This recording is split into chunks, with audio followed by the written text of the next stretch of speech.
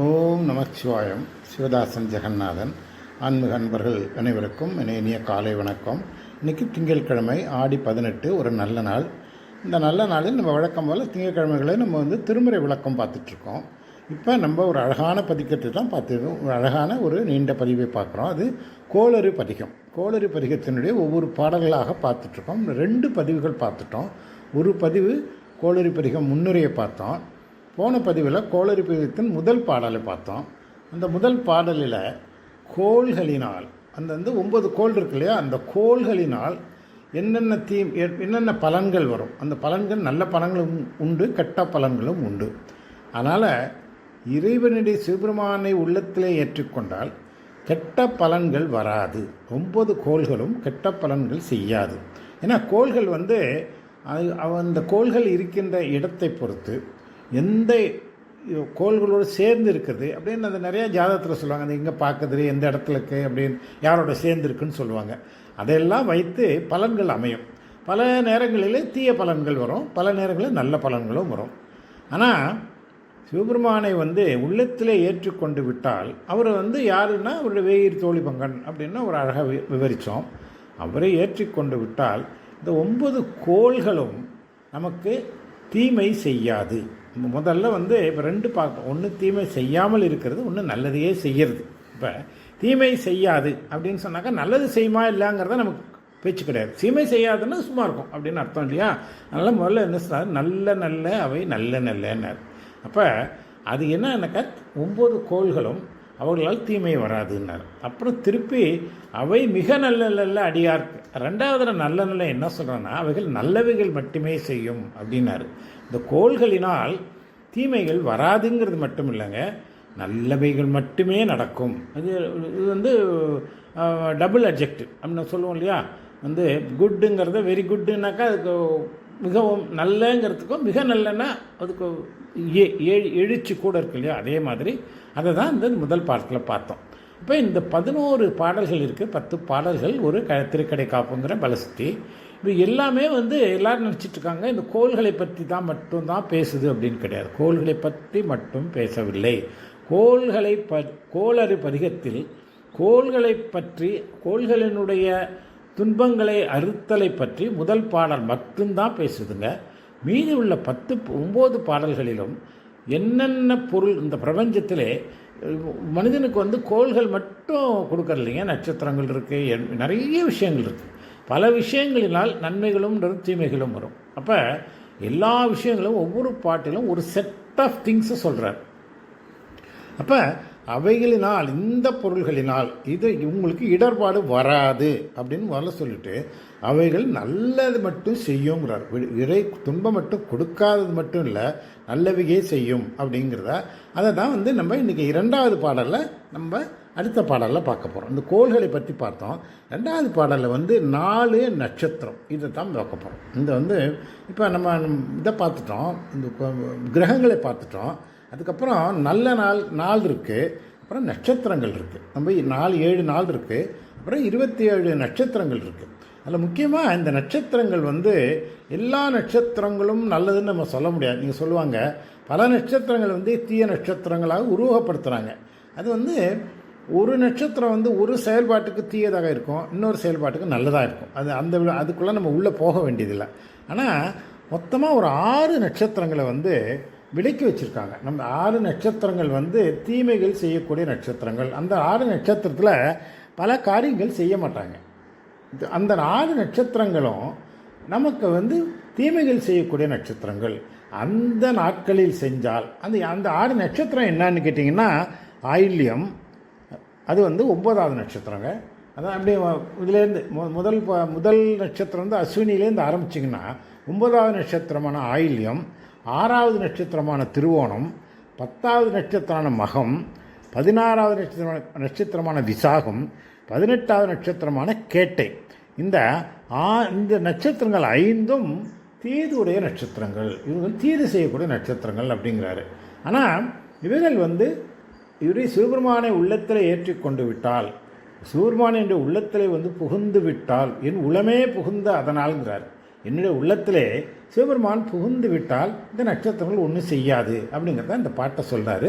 இப்போ முதல்ல நம்ம இந்த பாடலை பார்ப்போம். 2வது பாடல் கோளடி பதிகத்தின் 2வது பாடல். என்பொடு கொம்பொடு ஆமை இவை மார்பிலங்க எருது ஏறி ஏழை உடனே பொன்பொதி மத்த மாலை புனல் சூடி வந்து என் உளமே புகுந்த அதனால் 9 1 7 18 6 உடனாய நாட்கள் அவைதாம் அன்பொடு நல்ல நல்ல அவை நல்ல நல்ல அடியார் அவருக்கு மிகவே. இதுதான் இதில் சொல்கிறது. இப்போ இதில் எளிமையான பாட்டு தான். இப்போ வழக்கம் போல் இந்த முதல் 2 வரியை என்ன சொல்லுதுன்னா சிவபெருமானுடைய பெருமைகளை, அவருடைய உருவத்தை அவர் விளக்குது. முதல்ல நம்ம பார்த்தோம் இல்லையா, முதல் பாட்டில் வேயிரி தோழி பங்கன் உடமண்ட கண்டன், அவர் அம்பாலோட உடன் இருக்கார், நிச்சல் கண்டத்தில் விஷம் சாப்பிட்ருக்க அந்த நீலகண்டனாக இருக்காருன்னு பார்த்தோம். இந்த பாட்டில் என்ன சொல்கிறாருன்னா அவருடைய உருவத்தை விவரிக்குது. எப்படின்னா என்பொடு கொம்பொடு ஆமை இவை மார்பிலங்க. அவர் மார்பில் என்ன போட்டிருக்காருன்னு கேட்டிங்கன்னா என்ன போட்டிருக்காரு? கபாலம் இல்லையா, எலும்பு மாலை போட்டிருக்காரு. கபாலம் தானே போட்டிருக்காரு. எலும்பு மாலைகளையும் கபாலத்தையும் மார்பிலே தரிச்சார். அப்போ தானே சுடுகாட்டில் போய் அவர் அங்கே நர்த்தனம் ஆடுறாரு. அப்புறம் கொம்புடுன்னா ஆமை இருக்குல்ல, ஆமை அந்த பன்றி கொம்பு என்பது கொம்போடு பன்றியினுடைய கொம்பை அதையும் மாலையாக போட்டிருக்கிறாரு. அப்புறம் ஆமை ஓடு இருக்கு இல்லையா, அதையும் மாலையாக போட்டிருக்கிறார். சிவபெருமானுடைய மார்பிலே எலும்பு கொம்பு பன்றி கொம்பு ஆமை இவை மார்பிலங்க, அந்த மார்பிலே இலங்குது அப்படிங்கிறாங்க.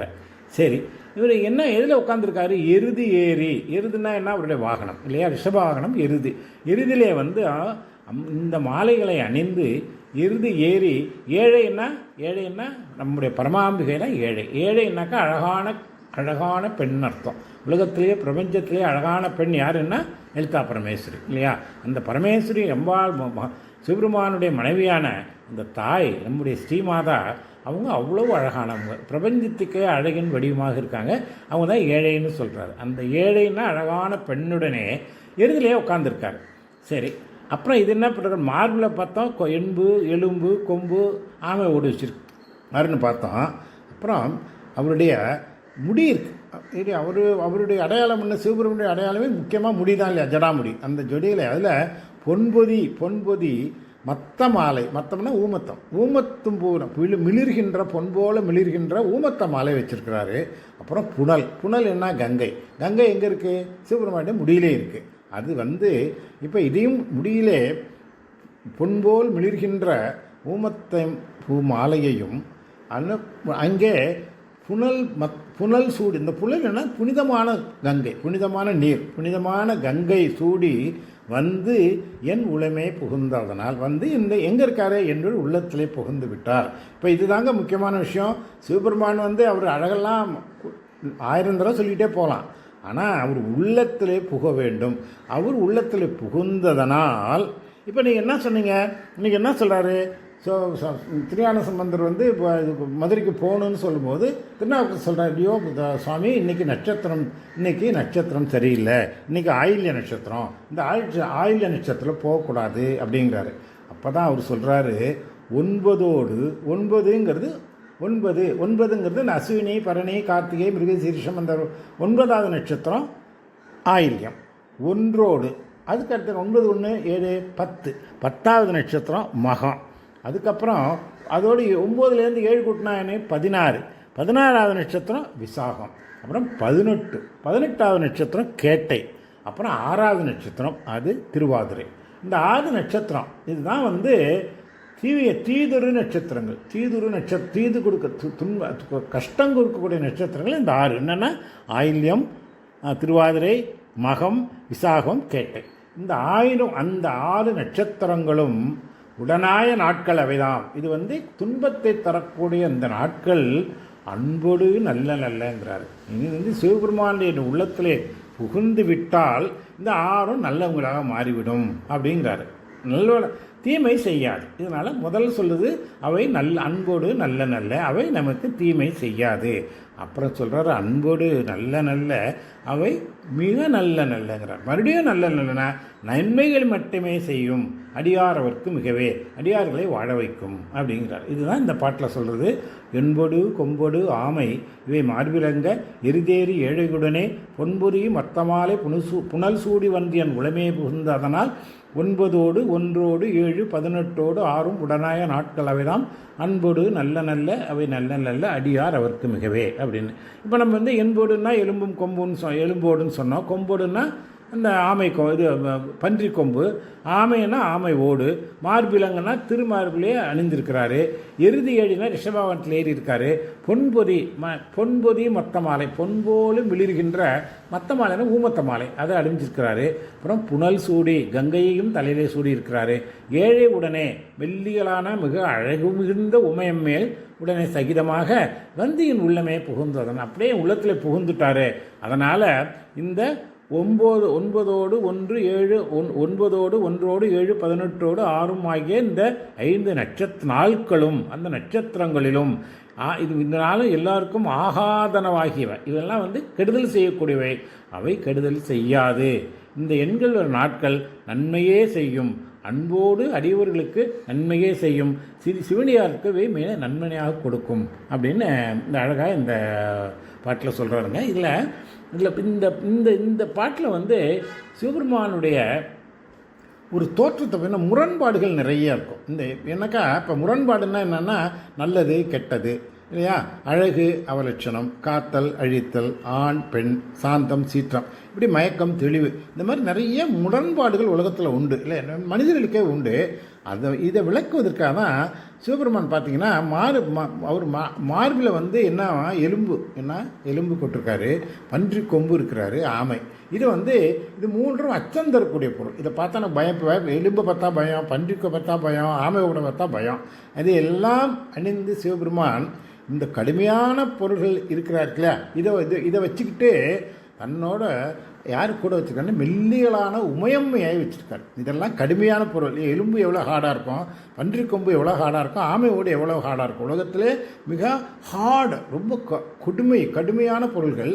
அதே நேரத்தில் பக்கத்தில் யார் இருக்கிறாங்கன்னா மெல்லிய பூ போன்ற மெல்லியலான ஆகிய கொடி போன்றவளாகிய உமையம்மையை வச்சுருக்காரு. பார்த்தீங்களா? இப்போ வந்து இந்த ரெண்டு கான்ட்ராஸ்ட். இது வந்து கொடுமையான திங்களை வச்சுருக்கிறாரு, அது மெல்லியலாக வச்சுருக்காரு. அதை வந்து அடுத்தபடியாக மறுபடியும் பார்த்திங்கன்னா இதையே திருப்பி சொல்லணுங்கிறதுக்காக அவர் திருப்படியில் பார்த்திங்கன்னா இந்த அந்த அந்த அந்த அங்கே வந்து 2 பொருளை வச்சுருக்காரு. அது வந்து என்பொடு இந்த ஒன்று வந்து மத்த மாலை, இந்த ஊமத்த மாலை வந்து மிக மென்மையானது. அப்புறம் வந்து அந்த கங்கை இருக்கு இல்லையா, கங்கை வந்து பிரவாகம் எப்படி இருக்கும், ரொம்ப வேகமாக இருக்கும். இந்த ஊமத்தம் அப்படியே மென்மையாக இருக்கும், அது பிரவாகம் வேகத்தோடு இருக்கும். அதனால் 2 மாறுபட்ட பொருள்களையும், இந்த பிரபஞ்சமே மாறுபட்ட பொருள்களால் ஆனது என்பதை விளக்குற மாதிரி இது 2ஐயும் அவர் தன்னுடைய முடியிலையும் வச்சுருக்காரு. அப்போ இப்போ இந்த எலும்பு கொம்பு ஆமை எல்லாம் சிவபெருமானுடைய சீற்றத்தின் விளைவை குறிக்கிறீங்க. ஊமத்தை கங்கை போன்றவை சிவபெருமானு தனித்த தன்மையை குறிப்பவை. இல்லை வந்து கங்கை வந்து இங்கே வர்றதுக்கு முன்னே ரொம்ப வேகமாக இருந்தாங்க இல்லையா, பகீரதன் கொண்டு வரும்போது என்னுடைய பிரவாகத்தை பூமி தாங்காதுன்னு சொல்லி கங்கை வருவதற்கு மறுத்தாள், பூமிக்கு வர்றதுக்கு. ஆனால் பகீரதன் வேண்டி கொண்டதுனால சிவபெருமான் தன்னுடைய முடியிலே தாங்கின போன அந்த பிரவாகத்தின் அந்த வேகம் தணிந்து விட்டது. எப்படி ஆச்சு, எப்படி தணிஞ்சதுன்னு கேட்டிங்கன்னா, ஊமத்தப்பூ எவ்வளோ மென்மையாக இருக்கும், அதை போல் கங்கையும் மென்மையாக மாறிவிட்டாள். அப்படிங்கிறது தான் வந்து அந்த தலையிலே 2ஐயும் வச்சிருக்கிறாரு. இது எதை குறிக்குதுன்னா, தன்னை தஞ்சம் அடைந்தவர்கள் எவ்வளவு தீவிரர்களாக இருந்தாலும், எவ்வளவு கடினமாக இருந்தவர்களாலும் தன் திருவடியை நாடி தன் உள்ளத்திலே புகுந்தவர்களுக்கு அருளும் பக்தி அந்த அவருடைய அருளும் தன்மையையும் பக்தர்களிடம் அவர் அன்பு காட்ட வல்லவன் சிவபெருமான் அவர் மட்டும் அப்படியே என்பதையும் இதில் வந்து நமக்கு காட்டுவதற்காக தான் வாழ்விலே முரண்பாடுகளுடைய பொருள்களை காட்டி மென்மையான பொருள்களையும் அதுக்கு முரண்பாடு உள்ள பொருள்களையும் முரண்பாடு அற்ற பொருள்களையும் காட்டுறார். ஒன்று வந்து நல்லதுன்னா கெட்டது காட்டுறார், கெட்டதுன்னா நல்லது காட்டுறார். அதனால் கடினமான பொருளை காட்டார், மென்மையான பொருளை காட்டுகிறாரு. ஆனால் இதெல்லாம் வந்து அந்த சிவபெருமானுடைய உள்ளத்திலே அவர் உள்ளத்திலே புகுந்து அந்த சிவபெருமானை நம்முடைய உள்ளத்திலே ஏற்றுக்கொண்டால் என்னுடைய உள்ளத்திலே அவர் புக வேண்டும். ஏன்னா அவர் வந்து புகணும், அவருக்கு நம்ம வரவழிக்கணும். அந்த வரவழிப்பதற்கு என்ன, அடியாத பக்தி, குறையாத பக்தி, டோட்டல் சரண்டருங்க, அன்கண்டிஷனல் பிலீஃப். அவர் மேலே வந்து அனைத்தையும் ஒரு பாத்திரத்தில் போட்டணும். அனைத்தையும் அவரே, அனைத்துக்கும் நல்லது கெட்டது உயர்வு தாழ்வு இப்போ நம்ம சொன்னோம்ல மாறுபட்ட பொருள்கள் அனைத்துக்கும் அவரே காரணம், அவர் காரியமும் அவரே காரணமும் அவரே என்று உணர்ந்து அவருடைய பாதத்தில் போட்டுவிட்டால் அவர் தானாக வந்து நம்முடைய உள்ளத்தில் புகுந்து கொள்வார். அப்படி புகுந்து கொள்ளும்பொழுது இந்த இந்த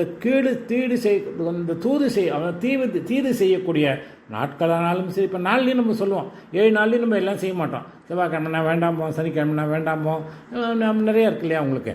அது மாதிரி அந்த நாட்களாக இருந்தாலும் சரி, தீது செய்யக்கூடிய பொருள்களாக இருந்த நட்சத்திரங்கள் 6 நட்சத்திரம், அந்த 5 நட்சத்திரங்கள் சொன்னேன் இல்லையா, ஆயில்யம், மகம், விசாகம், கேட்டை, திருவோணம், இதெல்லாம் தீதுருவ நட்சத்திரங்கள் சொல்லுவாங்க.